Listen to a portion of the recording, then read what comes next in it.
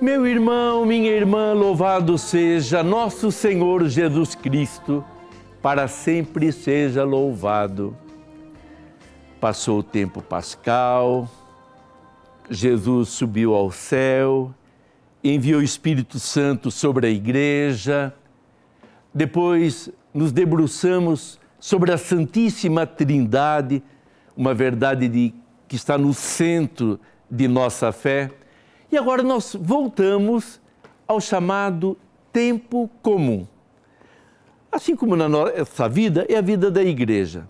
A nossa vida tem os dias de festa, o aniversário de papai, da mamãe, festa do Natal, dia dos pais, dia das mães, aqueles momentos que a família se reúne, por um motivo ou outro, se dá presente, se faz festa. Depois, há aqueles dias assim que nós poderíamos chamar de rotina, mas não rotina no sentido negativo, que seriam secundários, mas onde a gente não está mais lá em cima no Tabor. Voltou para a planície, está ali vivendo o dia a dia. Eu diria que é a vida do dia a dia, que é a vida do cristão.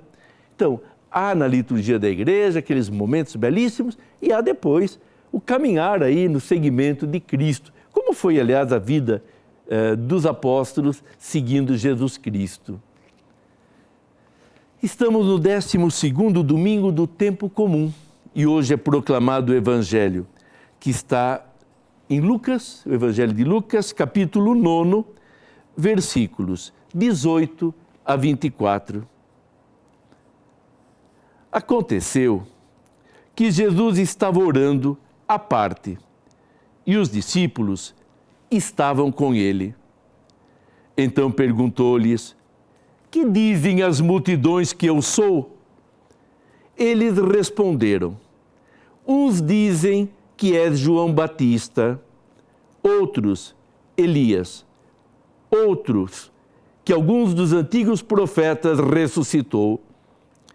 Jesus, porém, perguntou: e vós, quem dizeis que eu sou? Pedro respondeu: o Cristo de Deus. Ele, porém, os advertiu expressamente para que não dissessem isso a ninguém.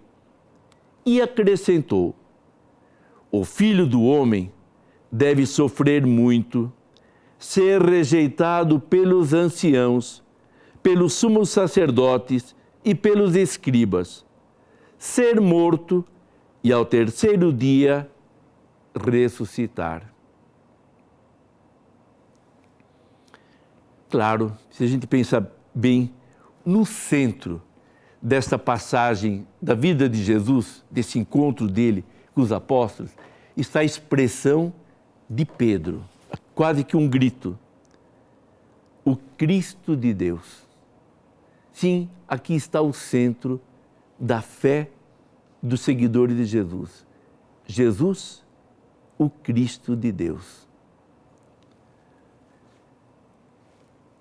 Por outro lado, a gente poderia ver que esta observação não nasceu por acaso. Se você prestou bem atenção ao início do Evangelho, dessa passagem que eu proclamei, você deve estar lembrado de que momento aconteceu esta exclamação de Pedro. Aconteceu que Jesus estava orando à parte. Jesus estava orando. E depois diz: os discípulos estavam com ele. Quer dizer, foi no momento de oração de Jesus, em que eles estavam atentos a esta oração, que sem dúvida ficou claro para os apóstolos e particularmente para Pedro quem é Jesus. Devia ser algo marcante ver Jesus rezar, ver Jesus voltado para o Pai, ver Jesus numa comunhão com o Pai. É como que se eles estivessem penetrando num segredo de Jesus, como se eles estivessem entrando na intimidade de Jesus, como estava entrando mesmo. Jesus, em oração, normalmente, ele se retirava a sós, ia para o monte, e eles não o viam rezando. Agora viram. Então, quando Pedro exclama: Tu és o Cristo de Deus, isto é, o ungido de Deus. Ele proclamou aquilo que ele viu em Jesus. Esse realmente é o Filho de Deus, como dirá mais tarde, lá no Calvário, aquele soldado. Tu és o Cristo de Deus. Quem olha para ela não imagina os desafios que passou. Eu pensava em lutar bastante mesmo. Hoje nós vamos conhecer a história da Dona Lídia, que mora aqui em Valinhos, no interior de São Paulo. A Dona Lídia tem 72 anos de idade, mas aos 42 ela ficou viúva e precisou batalhar muito para sustentar os 5 filhos. É uma história de superação muito bonita. Acompanhem comigo.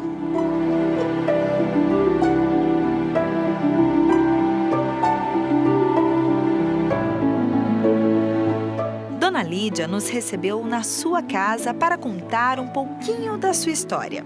Em cada cômodo, a aposentada lembrava um momento de sua vida e os anos que fez salgados para sustentar a família. Eu levantava por volta de 3h30, 4 horas da manhã, todos os dias, dormia 11h30 à meia-noite. Dona Lídia nasceu em 1944. Filha de uma família de 8 irmãos, casou-se aos 16 anos de idade. Com 2 anos de casada, teve o primeiro de 5 filhos. Nessa época, ela morava com a mãe, mas por alguns motivos, precisou mudar-se para Valinhos. Sem casa, teve que batalhar muito junto ao esposo para garantir o sustento dos filhos. Foram momentos difíceis. De manhã, teve dias de eu estourar pipoca para meus filhos comer, porque eu não tinha dinheiro para comprar o pão, você entendeu? No lugar do leite era chá, porque não tinha o dinheiro para comprar o leite também.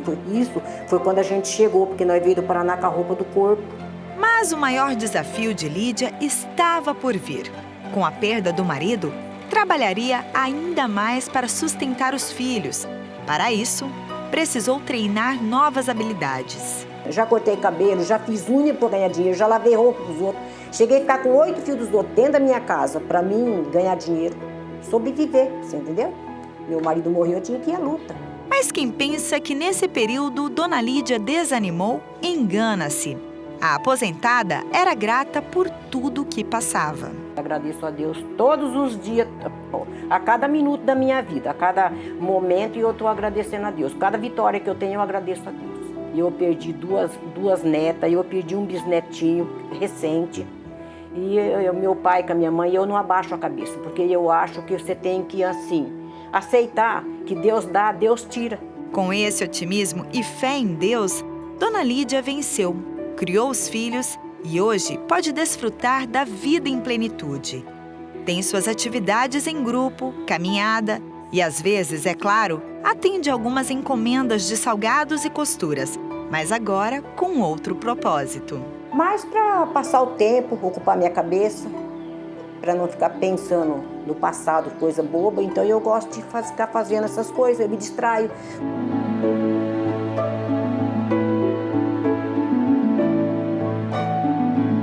Dona Lídia é exemplo de fé e de mulher que enxerga o lado bom da vida e é grata por isso. Antes de finalizar a reportagem, eu disse a ela que poderia escrever um livro. A resposta foi mais uma vez uma lição de vida a todos nós. Eu me sinto que parece que eu envelheci só por fora, que por dentro eu me sinto que eu tenho 15 anos. Eu não me sinto, não me acho. Eu só acredito que eu tô velha quando eu olho no espelho.